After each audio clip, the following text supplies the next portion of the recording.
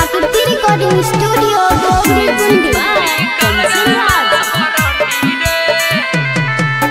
सीधा समझ के दिल लगलिए हालई बड़ी घमंडी रे। सीधा समझ के दिल लगलिए हालई बड़ी घमंडी रे।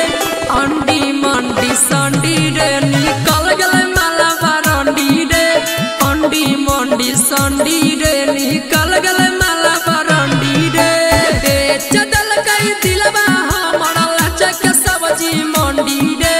बेच दल कई दिलवा हमारा लचक सब्जी मंडी रे। अंडी मंडी संडी रे निकल गले पूजावा रंडी रे। अंडी मंडी संडी रे निकल गले माला बरंडी रे। निकल गले माला बरंडी रे।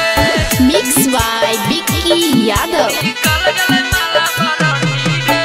रात भर फोनमा पोपतिया बहलई जाहलै परे हमारा बोला बहलई।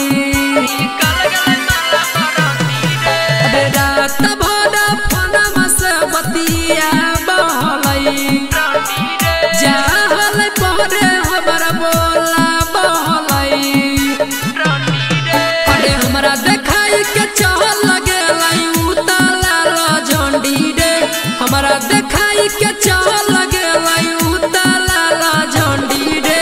अंडी मंडी संडी रे निकल गले माला बरंडी रे। अंडी मंडी संडी रे निकल गले माला बरंडी रे। निकल गले माला बरंडी रे। Mix by Vicky Yadav. निकल गले माला बरंडी रे। अरे हंसी हंसी दिलवा उलह गइल कई रे। अल्लाह बिसरलन के पागल कइल कई रे। निकल गले माला बरंडी रे। अरे हंसी हंसी छौड़ी दिलवा गइल कई रे। अल्लाह बिसरलन के पागल कइल कई रे।